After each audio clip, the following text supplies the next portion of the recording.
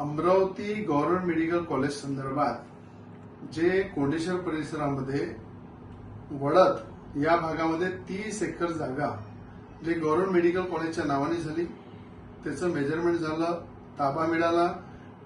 Government medical कॉलेजचं वडद परिसरामध्ये tender सुद्धा फ्लोट झालं आणि त्या जागेवर राज्याचे मुख्यमंत्री देवेंद्र फडणवीस साहेबांनी भूमिपूजन सुद्धा केलं.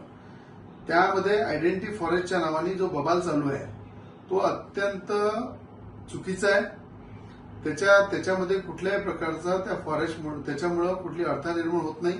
अशाच प्रकारे जागेवर गोंदियामध्ये, चंद्रपूरमध्ये आणि गडचिरोलीमध्ये अशाच जागेवर गव्हर्नमेंट मेडिकल कॉलेजचं काम सुद्धा सुरू झालेलं आहे, म्हणून कुठलीही अडचण त्याच्यामध्ये नाही आहे.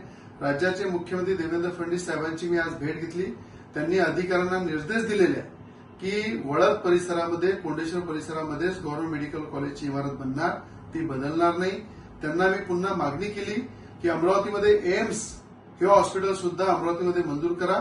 त्या संदर्भात अमरावती शहरामध्ये जर चांगली जागा असेल तर त्या ठिकाणी एम्स हॉस्पिटल आणू. आपल्याला एकच्या जागी 2 हॉस्पिटल असले चालेल, पण या ठिकाणी मंजूर झालेलं गव्हर्नमेंट मेडिकल कॉलेज त्याच्यावर राजकारण करून राजकीय पोळ्या शेकण्याचं काम करू नका. ज्यांच्या डोक्यावरचे पांढरे केस झालेले आहे त्यांनी दिवसा स्वप्न पाहू नये की वडद परिसरामध्ये, कोंडेश्वर परिसरामध्ये गव्हर्नमेंट मेडिकल कॉलेज जे मंजूर झालेलं आहे त्याची जागा बदलवायची, काहीतरी त्याच्यावर राजकारण करायचं फॉरेस्टच्या नावाने. हा धंदा बंद करा. तुम्ही एखादा मोठा प्रकल्प आणा, एखादा अजून गव्हर्नमेंट मेडिकल कॉलेज आणा, एम्स आणा, एखादा आयटी पार्क आणू आपण सगळे मिळून, पण आलेला प्रोजेक्टला कुठेतरी विघ्न टाकायचे, कुठेतरी त्या नावावर राजकारण करायचं, हे कदापि होणार नाही. मुख्यमंत्री साहेबांनी आज साफ सांगितलेलं आहे, वडद परिसरामध्ये, कोंडेश्वर परिसरामध्येच गव्हर्नमेंट मेडिकल कॉलेजची इमारत होणार, त्याच्यामध्ये कुठलाही बदल होणार नाही.